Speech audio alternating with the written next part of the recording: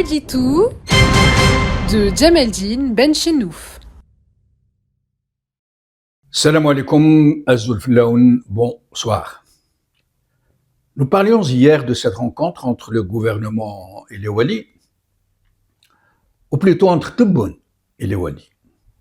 Et peut-être, pour l'occasion, faut-il rappeler qu'avant Tebboune, les chefs du gouvernement, ou les premiers ministres, même s'ils n'étaient généralement à ces fonctions que pour meubler le vide institutionnel, pour faire comme si, comme toutes les autres institutions par ailleurs, s'imposaient malgré tout, chacun à sa façon, ne serait-ce que sur le plan formel.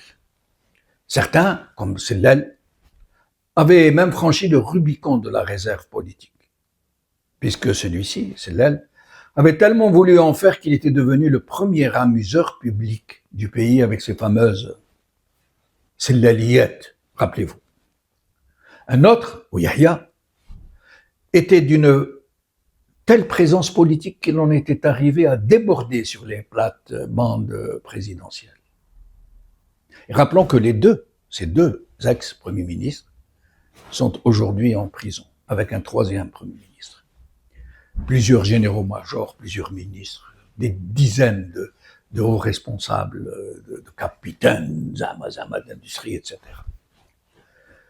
Le dernier à avoir un tant soit peu ses charges malgré la chape étouffante de la Tebbouni aura été Jarrad.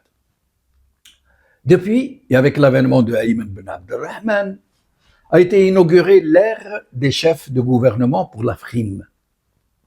De faire valoir d'une telle invisibilité, d'une telle flagornerie, d'une telle soumission, que les Algériens ne savent même pas comment ils s'appellent.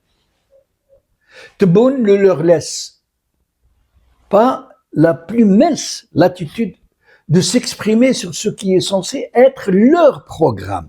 Zama. Il n'y en a que pour le grand timonier qui est partout de toutes les initiatives politiques, de toutes les annonces démagogiques, jusqu'aux mesures les plus routinières, avec en auxiliaire de propagande une presse flagorneuse qui relaie ses moindres petites déclarations, ses coups de colère, ses harangues paternalistes, ses professions de foi patriotardes. C'est ainsi que lors donc de cette rencontre avec les Wali, il s'est laissé aller à des déclarations qui laissent songeurs, pour le moins. Écoutez un peu, je vais vous en citer quelques-unes. L'Algérie est un pays populaire et démocratique, ou l'inverse, démocratique et populaire.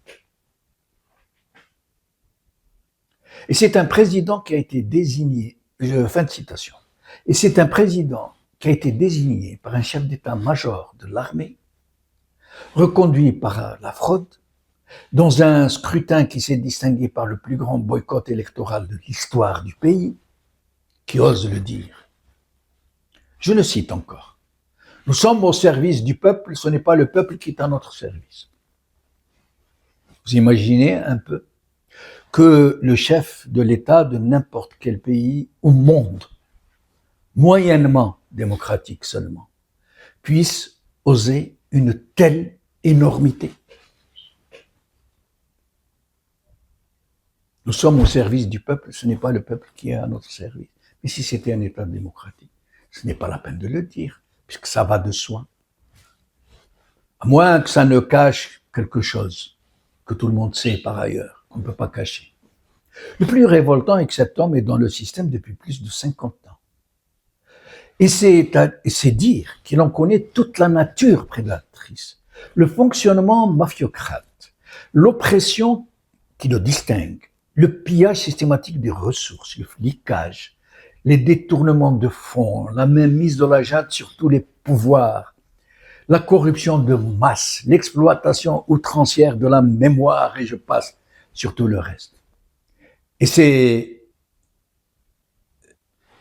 une autre déclaration particulièrement ahurissante que M. Tebboune a voulu anodine, puisqu'il a glissé subrepticement au milieu des autres, mais qui n'en demeure pas moins la plus importante, la plus outrancière de son allocution, et qui dit toute la panique du régime.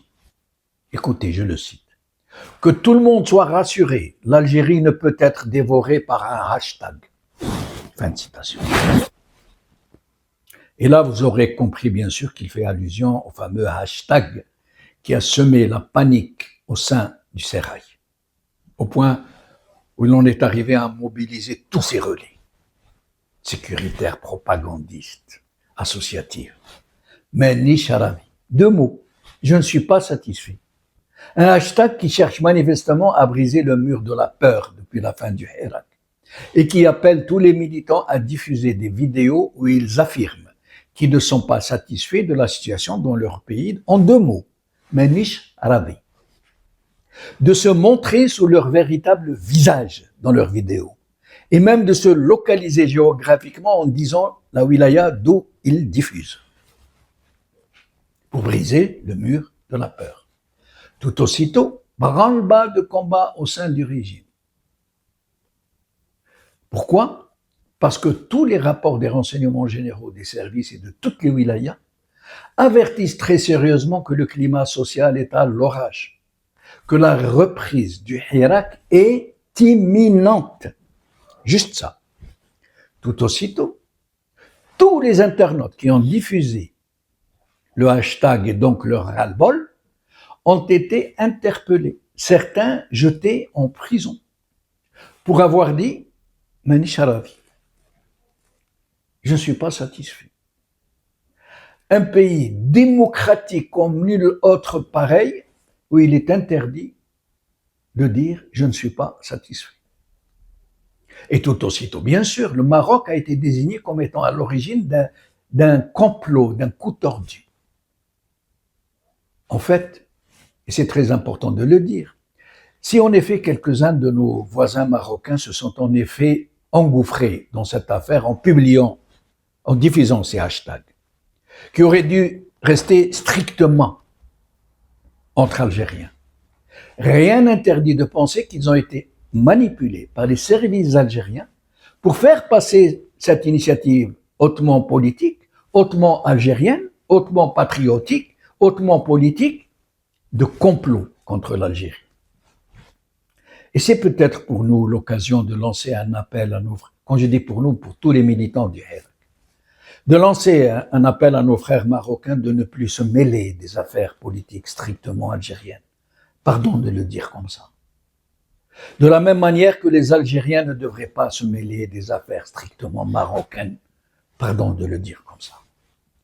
Trop de susceptibilité, trop de manipulation pour plonger les 2 peuples dans l'exécration l'un de l'autre.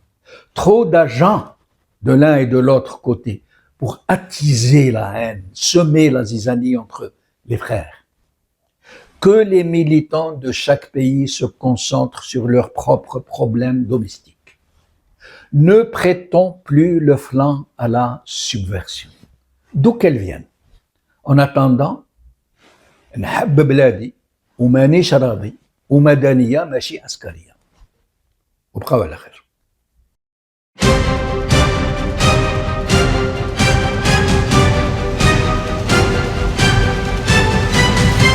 L'édito de Djemeldine Benchenouf.